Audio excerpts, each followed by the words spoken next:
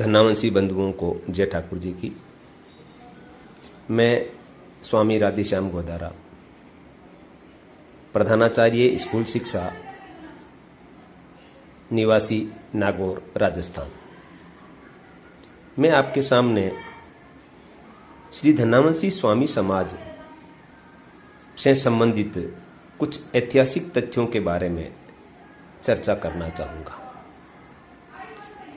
हमारे समाज के इतिहास के बारे में बहुत से बंधुओं को कई प्रकार की भ्रांतियां हैं, या यूं कहें कि जानकारी नहीं होने के कारण उन्हें कई प्रकार की दिक्कतों का सामना करना पड़ता है और दूसरे समाज के कुछ बंधुओं से उन्हें एक प्रकार से कई जगह नीचा भी देखना पड़ता है। तो मैं आज ऐतिहासिक तथ्यों के संबंध में आपसे चर्चा करना चाहूंगा। श्री धन्नावंशी स्वामी समाज का प्रादुर्भाव 16वीं सदी में हुआ। राजस्थान में एक बहुत बड़े संत हुए, श्री धन्ना भगत जी।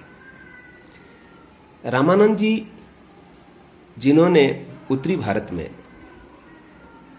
वैष्णव संप्रदाय की, वैष्णव विचारधारा की एक बहुत बड़ी नींव रखी थी, और उस वैष्णव विचारधारा को जन जन तक पहुंचाने के लिए उन्होंने जाति पाति से ऊपर उठकर तत्कालीन समय में सभी समाज, सभी जातियों के आस्थावान और धार्मिक रूप से विचारों में संबलता रखने वाले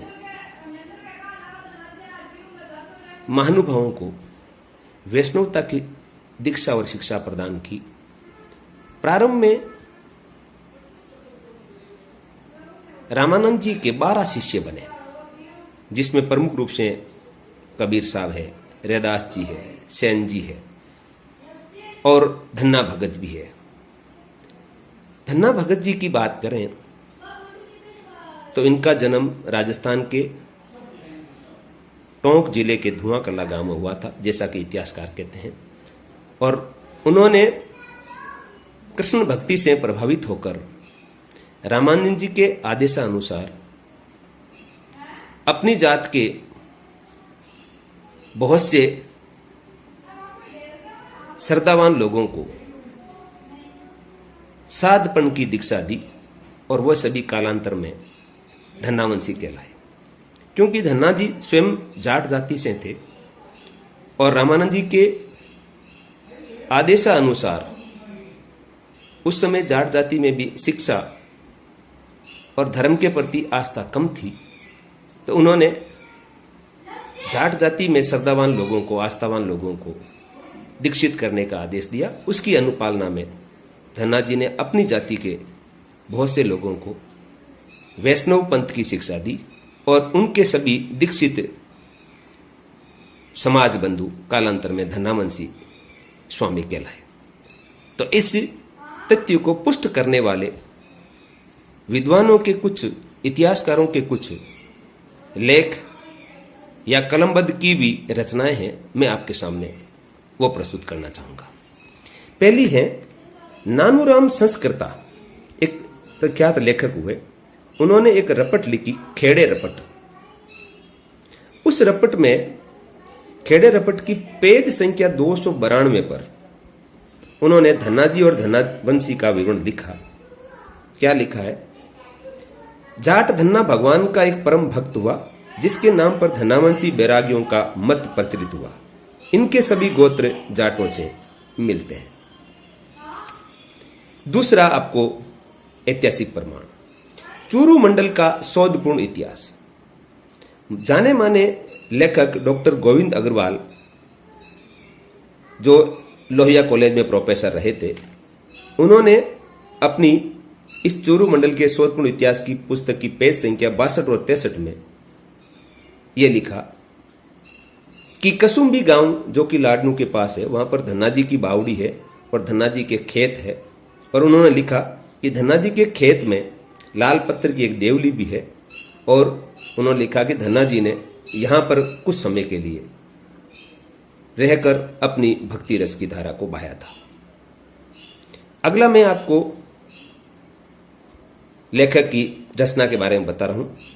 ये प्रसिद्ध लेखक हुए थे डॉक्टर अनिल जैन। अनिल जैन ने एक पुस्तक लिखी गुरु मिलिया रामानंद, जो रामानंद से संबंधित बहुत प्रसिद्ध थी, आप नोट कर लें, गुरु मिलिया रामानंद।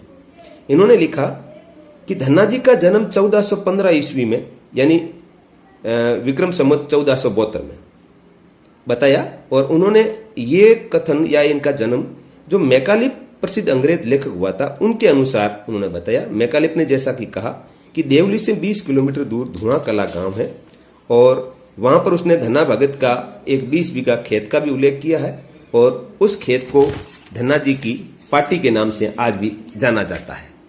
और उन्होंने आगे लिखा कि राजस्थान में आज भी धन्नावंशी जाट रहते हैं, ये उन्होंने त्रुटिवश लिखा। और आगे लिखा कि इनका आचार व्यवहार रामावत साधुओं के समान है। शायद उन्हें पता नहीं था कि अब धन्नावंशी जाट नहीं, धन्नावंशी स्वामी हो गए हैं। अगला मैं जो आपको प्रमाण दे रहा हूं वो है लेखक ब्रजेंद्र सिंह सिंगल। इन्होंने एक प्रसिद्ध पुस्तक लिखी संत सप्तक। ब्रजेंद्र सिंह सिंगल की पुस्तक संत सप्तक के पेज संख्या 90 पर उन्होंने लिखा कि धन्ना जी रामानंद का शिष्य थे, और उन्होंने ये बताया कि कबीर रैदास सेन जी के समकालीन थे। इन्होंने भी जन्म 1455 से 1460 के मध्य माना, और माना कि ये रामानंद जी के अंतिम शिष्य थे। उन्होंने भी लिखा कि आज भी धन्नावंशी जाट रामानंद संप्रदाय से जुड़े हुए हैं। उन्होंने भी त्रुटिवश यहां पर धन्नावंशी जाट शब्द काम में लिया। उनकी मान्यता है कि धन्ना भगवान सीताराम जी का उपासक था, रामानंद स्वामी का शिष्य था, और गृहस्थ आश्रम में रहते हुए भी वो स्वामी कहलाया, यानी धन्ना जी स्वामी बन गए थे। और इसी कारण अनेक जाट आज भी अपने नाम के साथ स्वामी शब्द का प्रयोग करते हैं। तो अब वो जाट नहीं, धन्नावंशी स्वामी हो गए हैं। उसके बाद में एक पुस्तक है भंवरलाल जांगीड़, जिन्होंने लाडनू का एक ऐतिहासिक सर्वेक्षण पुस्तक लिखी।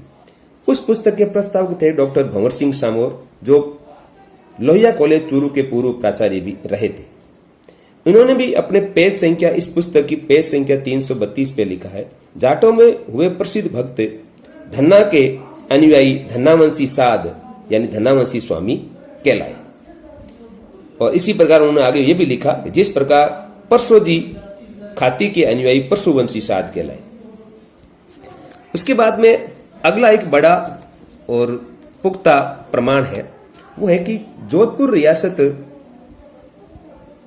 के तत्कालीन महाराजा ने अंग्रेजों के निर्देश के अनुरूप, अंग्रेजों को सैनिक जातियों की जरूरत थी और उनका सर्वे करवाने के लिए, जनगणना करवाने के लिए उन्होंने तत्कालीन राजा महाराजों को निर्देश दिया। जोधपुर महाराजा ने उनके निर्देश की ठीक ढंग से पालना की, और उन्होंने उस समय मारवाड़ में रहने वाली सभी 466 जातियों का सर्वे करवाया, और उनका इतिहास, उनकी संस्कृति और उनकी गणना सभी चीजें इस पुस्तक में संकलित है। उस पुस्तक का नाम है मर्दुम शुमारी राज मारवाड़ 1891, यानी सन 1891 में इस पुस्तक ये लिखी गई, और अंग्रेजी में इसको मारवाड़ सेंसस रिपोर्ट 1891 के नाम से भी जाना जाता है। इस पुस्तक के लेखक थे तत्कालीन महाराजा के मंत्री राय बहादुर मुंशी हरदयाल सिंह, और प्रकाशक है उस पुस्तक के महाराजा मानसिंह पुस्तक प्रकाशन केंद्र जोधपुर और मेहरानगढ़ म्यूजियम ट्रस्ट जोधपुर। इस पुस्तक में 466 राजस्थान की जातियों का इतिहास और उल्लेख है, और उस विस्तृत विवरण है। इसी पुस्तक के पेज संख्या 303 और 304 पर धन्नावंशी साध जाति का वर्णन किया गया है। क्या लिखा है इस पुस्तक में, मैं हुबहू पढ़ रहा हूं कि रामानंद के चेलों में एक धन्ना जाट थे। ये बड़े भक्त हुए, इन्होंने अपनी जात के बहुत से जाटों को चेला किया और साधुओं का धर्म सिखाया। ये सब धन्नावंशी साध कहलाए।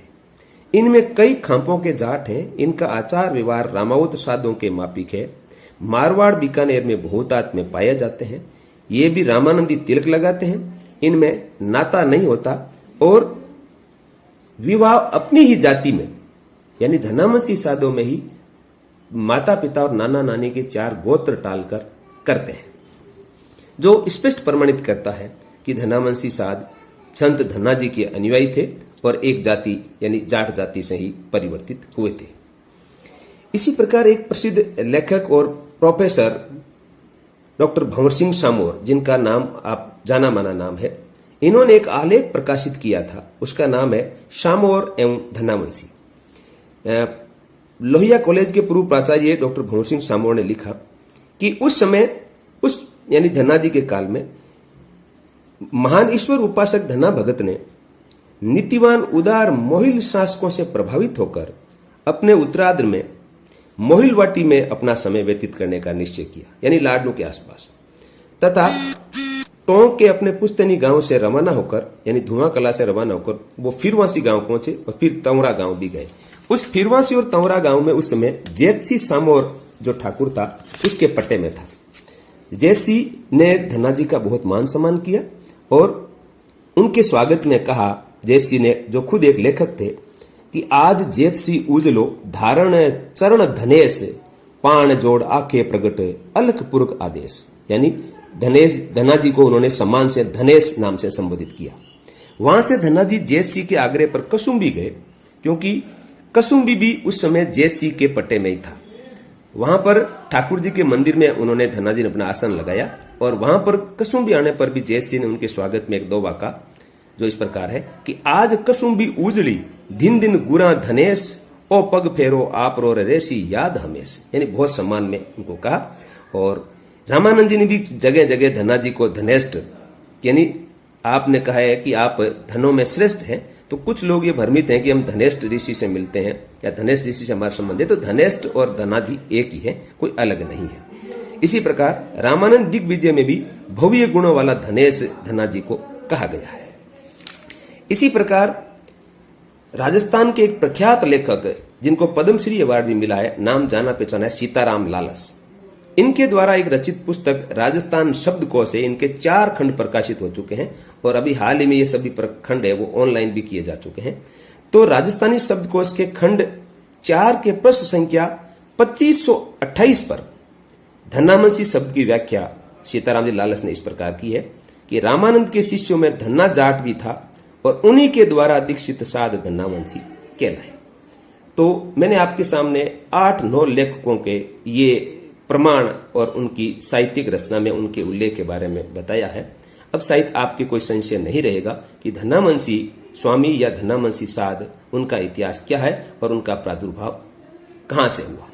यानी संत धन्ना जी के अनुयायी ही कालांतर में धन्नावंशी कहलाए।